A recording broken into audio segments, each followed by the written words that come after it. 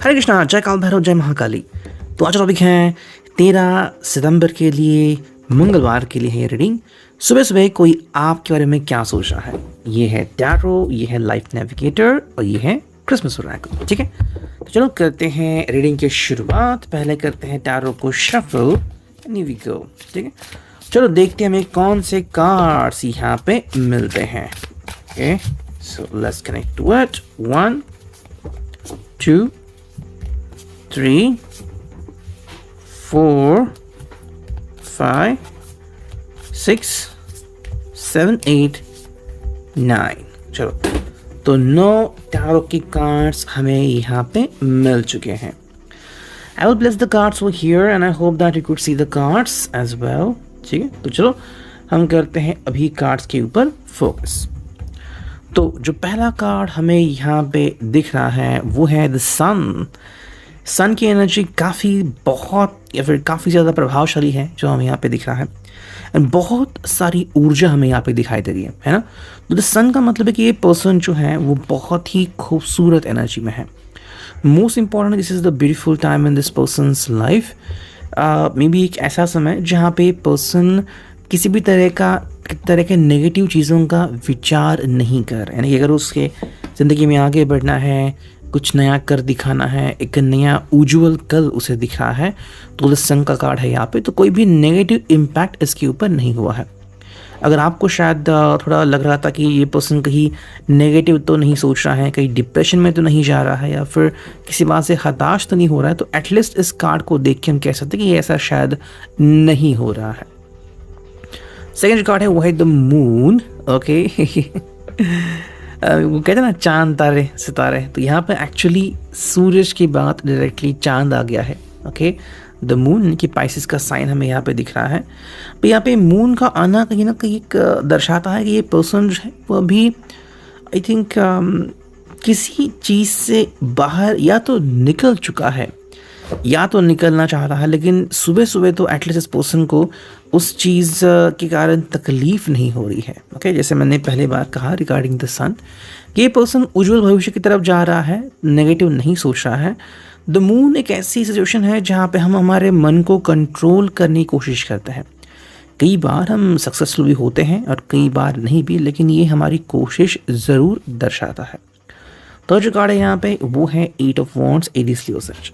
I think कहीं ना कहीं किसी बात को कनेक्शन में लेके पर्सन कुछ कहना चाहता है, उसके लिए शायद बहुत इंपॉर्टेंट है कि जो चीज़ें चलती आ रही है उसे चलते रखना। यानी कि अगर कम्युनिकेशन नहीं हो रहा है तो कम्युनिकेशन चालू रखने के लिए कोशिश ये पर्सन कर सकता है। हालांकि कई बार इसकी जो कोशिशें हैं वो रंग ला भी सकती है, नहीं भी, या फिर उसके थ्रू कोई फ्रेंड ही उनका आपसे कम्युनिकेट कर सकता है। तो ऐसे में अगर आपको लग रहा है कि ये पर्सन खुद कम्युनिकेट करेंगे तो शायद ऐसा ना हो, बट हाँ उनके एफर्ट्स चाहे थोड़े हो आप ज़रूर देख पाओगे। नेक्स्ट कार्ड है यहाँ पे वो है 3 ऑफ वॉन्ड्स, एरीज लियो सैज। ओके, सो 3 ऑफ वॉन्ड्स में हमें क्या कनेक्शन मिल रहा है। 3 ऑफ वॉन्ड्स में हमें कनेक्शन मिल रहा है कि ये पर्सन एक्चुअली किसी पल के बारे में सोच रहा है, या तो वो पल जो हो चुका है या तो वो पल जो इसके हिसाब से बहुत ही जल्द आने वाला है। शायद वो एक बहुत ही उज्जवल सुनहरा कल देखना चाहता है, जो कब आएगा डिपेंड करता है कि ये पर्सन कितने जल्दी आके मूव ऑन होता है। ठीक है, अगर आज भी इसे किसी का इंतज़ार है वगैरह लाइकवाइज तो मे बी ये पर्सन अभी भी उस पल के इंतज़ार में है। ठीक है, so let's connect to the next card. Okay, जो नेक्स्ट कार्ड है वो है ace of pentacles, Taurus, Virgo, Capricorn.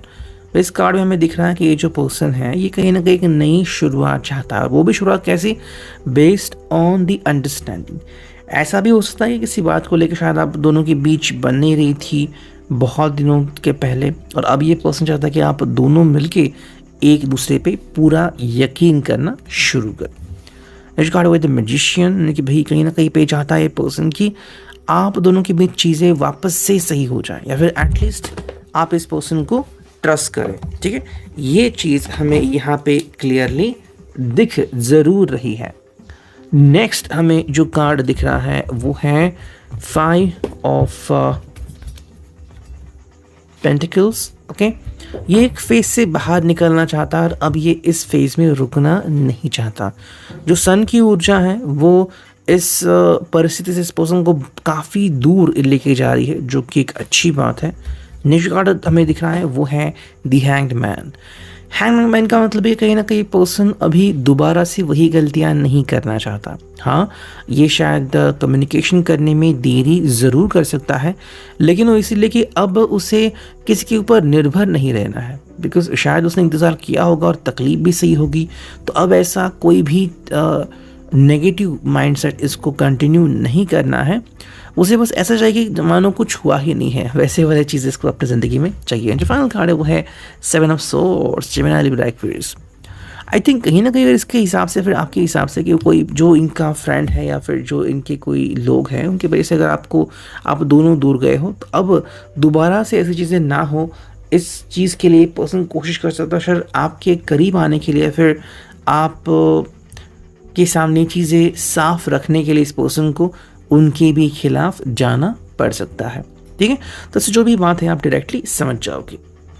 ठीक है, अब देखते हैं लाइफ नेविगेटर से हमें क्या रीडिंग मिलती है। शुरू करते हैं कार्ड्स के shuffling. Here we go, 1 2, okay, ये आ गया 3 और एक फाइनल आ गया 4। तो चलो 4 कार्ड्स हमें मिले हैं, देखते हैं उनका मतलब क्या आता है। ओके, तो जो पहला कार्ड हमें दिख रहा है वो है stay present. The future flows gently out of the now as you live each present moment to the fullest. You are already programming a beautiful future. कहीं ना कहीं अब ये पर्सन जो है फ्यूचर को बहुत अच्छी तरीके से प्लान करने में जुटा हुआ है। अब how does the person plan for the future? देखो, फ्यूचर जो है वो अभी आई थिंक कहीं ना कहीं कनेक्ट होने की शुरुआत हो चुकी है। शायद पहले जो फ्यूचर था वो इतना सही नहीं था, लेकिन अब ये जो पर्सन स्टेप बाय स्टेप आगे बढ़ रहा, थोड़े थोड़े स्टेप्स ले रहा है, तो उसके हिसाब से अब फ्यूचर काफ़ी ज़्यादा सुकून देने वाला बन चुका है। सेकंड जो कार्ड है वो है ड्रीम इंटेंटली। ड्रीम मतलब क्या है कि कभी कभी हम हमारी इच्छाएं ही भूल जाते हैं, शायद जिम्मेदारियों की वजह से या फिर किसी और चीज़ की वजह से। अब ये पर्सन दोबारा लौटना चाहता है और लौट चुका है, जहाँ पे ये अपनी इच्छाएं, सादगी भरी ज़िंदगी दोबारा से जीना चाहता है। तो उसके लिए अब सपने बेरंग नहीं बल्कि बहुत ही ज़्यादा कलरफुल होने वाले हैं। तो जो कार्ड यहाँ पे वो है मेडिटेशन की। कहीं ना कहीं उसकी जो जवाब है वो उसे किसी और से नहीं मिलने वाला। अगर आप भी उसे समझाने जाओगे तो शायद वो नहीं समझ पाएगा, तो उसे जो जवाब है वो उसे ध्यान में ही जान पाएंगे। ठीक है, तो इसलिए ध्यान करना अब एक काफ़ी इम्पॉर्टेंट बात हो सकती है उनकी लाइफ स्टाइल की। जो फाइनल कार्ड है वो है लाइटिंग द डार्कनेस। भाई कभी कभी क्या होता है ना कि the human hand can build fire to light the home, but the light from a loving heart can illuminate the world. छोटी सी लाइट की शुरुआत भी पूरी ज़िंदगी बना सकती है। वही बात है यहाँ पे, कहीं ना कहीं जो चीज़ उन्होंने खोद दी थी दोबारा से वो उसको पाने की प्रतीक्षा कर रहे हैं। अब देखते हैं फाइनली कि क्रिसमस ओरेकल से हमें क्या रीडिंग मिलती है। Okay, and here we go. तो चलो देखते हैं कौन से कार्ड्स हमें मिलते हैं। First, here we go second, here go third, okay, ये आ गया फोर्थ और एक फाइनल कार्ड फिफ्थ। ये आ गए 5 card from the Christmas Oracle. Okay, चलो मैं रखता हूँ इसको यहाँ पे। अब देखते हैं कि हमें क्या रीडिंग मिलती है। देखो, जो पहला कार्ड है वो है प्रोग्रेस, यानी कि भाई अब उसके लिए ज़िंदगी में स्टेप बाय स्टेप आगे बढ़ना काफ़ी इम्पॉर्टेंट है जो वो कर रहा है। सेकंड जो चीज़ हमें यहाँ पे दिख रही है ओके, वो है कि भाई हैवी बर्डन्स। हैवी बर्डन्स मतलब क्या है कि कहीं ना कहीं जो नेगेटिव चीज़ें हुई थी ज़िंदगी में उसको अब वो कैरी फॉरवर्ड नहीं करनी है।